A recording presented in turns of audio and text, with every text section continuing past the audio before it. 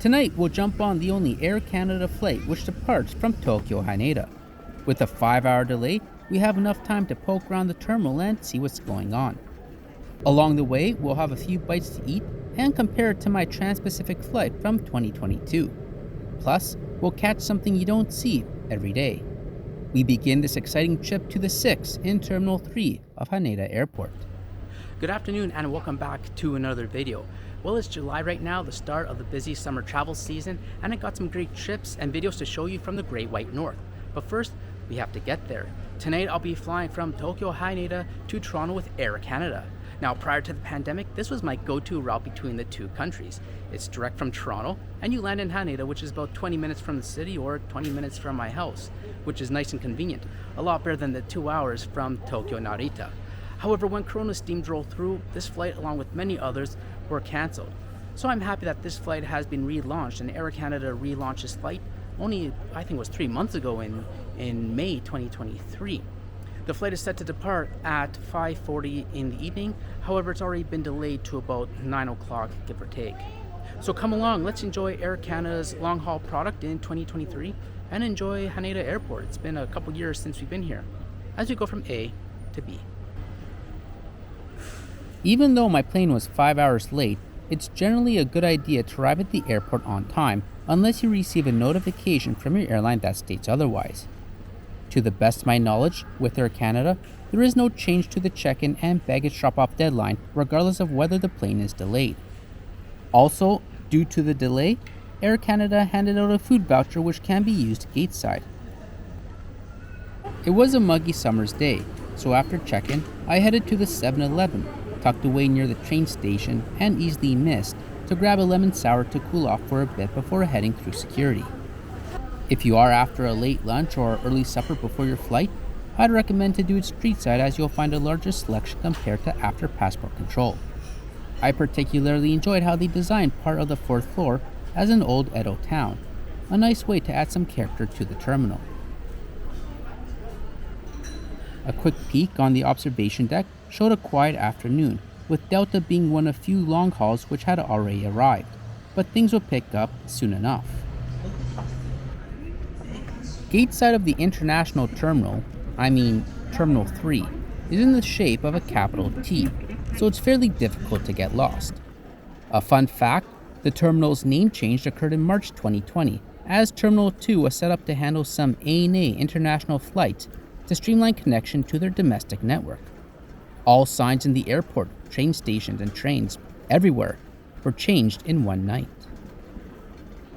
There is one food court in the terminal. By now, it was a bustling place, as you can see, and was fairly packed with long lines, which is why I advise to hit up the establishment street side if desired. Then again, there's always the Family Mart vending machines for something quick. I did have that voucher which I received at check-in, and I wasn't planning on waiting in line for long, so I used it to quickly grab a libation to time me over for the next few hours. Tonight we're departing from gate 137. The 130's gates, on ground level used for bus boarding, are nothing special, but I was pleased when we started to board around 8:45. I actually enjoy boarding by bus for several reasons. Of course, you get the nice views of the aircraft as you drive by, even at night.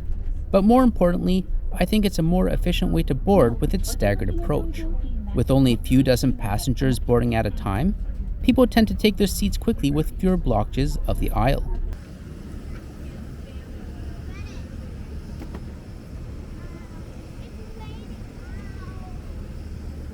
Today we're in seat 41C, the last row, for our flight to Toronto. Do not move your seat or try to retrieve it yourself, as it poses a fire hazard. Notify your cabin crew immediately to ensure its safe retrieval. Tonight we'll enjoy the 787-8 Dreamliner for our flight to Toronto.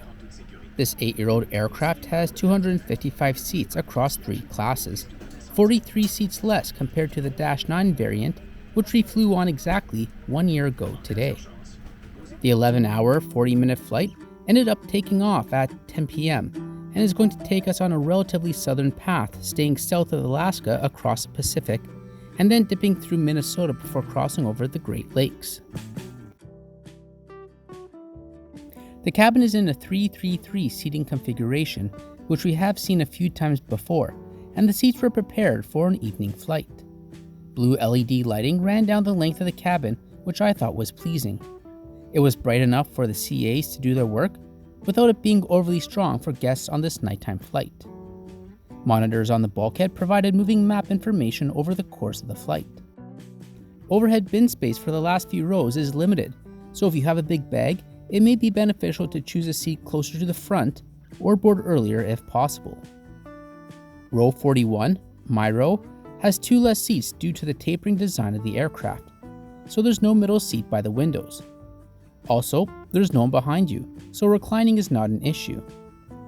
I am directly in front of one of the lavatories, but with the noise of the plane and noise-cancelling headphones, I didn't find this to be an issue one bit. Seatback contains a 9-inch monitor with a headphone jack and USB port underneath.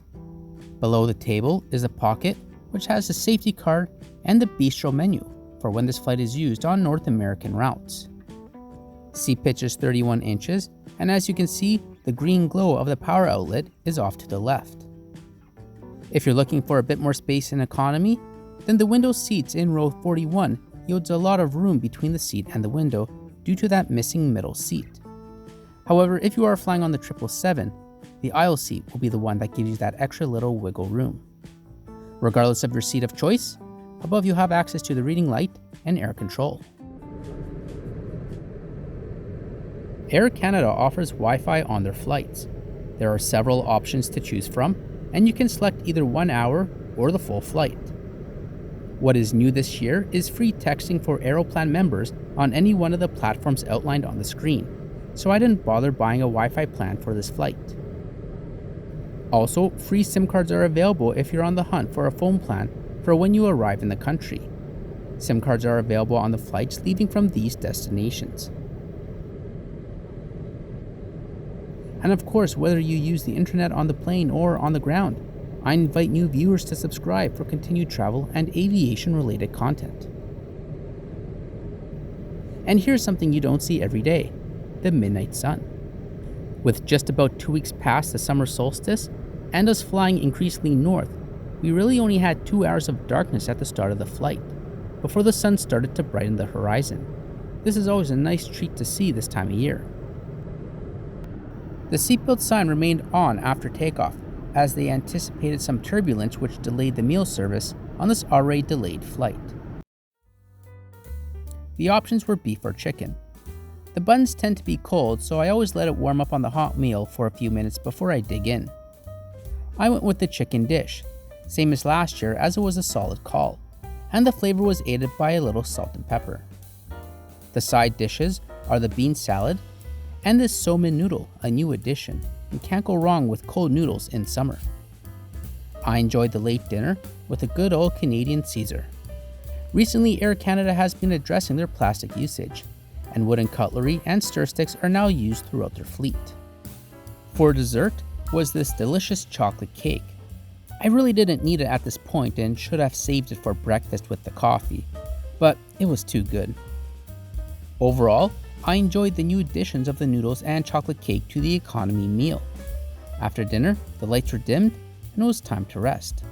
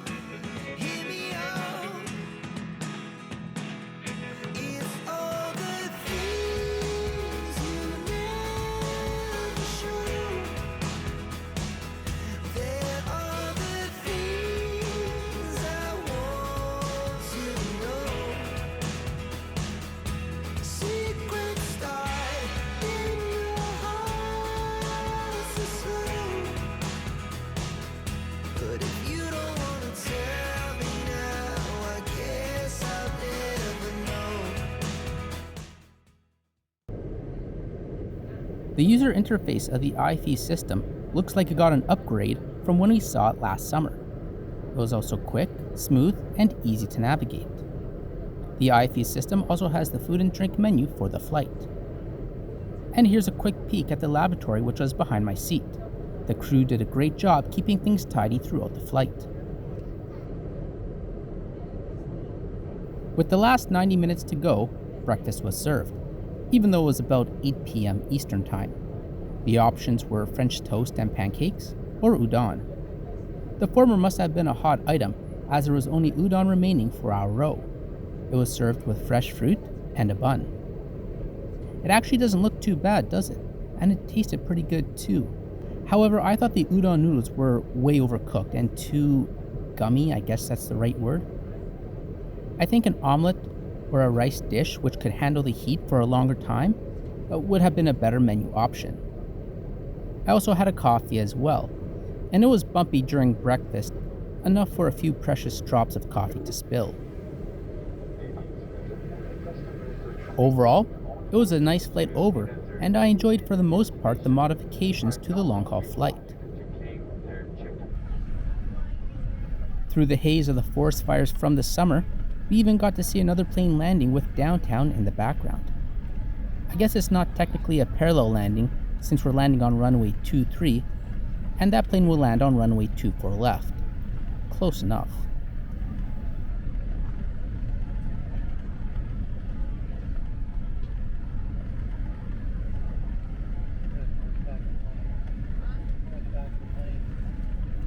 Flying to and from Japan was still on the pricey side during the summer of 2023. The price of this flight came out to $1,315. And we offset 645 kilograms of CO2, a total of 1.29 tons for the round trip. Alright, so that's the Air Canada's flight from Tokyo Haneda to Toronto. And yeah, it was about 5 hours late, and by the time we got to Toronto, I got myself through the passports and the baggage. It took a little bit. It's pretty busy right now. It's about 10:15 p.m. on the same day. But overall, once the flight got started, it was a nice flight over. It was only bumpy a few times, one time being breakfast, the coffee spilled during that time. But I really enjoyed the dinner service. I think the economy meal is a step up from what we experienced a year ago. Breakfast, on the other hand, I think can be retooled a little bit. I don't know if udon is the best choice for that particular meal. But overall, yeah, it was a nice flight. We got some nice weather and got some nice views along the way. So thanks for watching. Let me know what you thought about Air Canada's long-haul economy product in 2023. Thanks for watching. I'm going to go home and work on this jet lag thing. Thanks for watching, and I'll catch you in the next episode.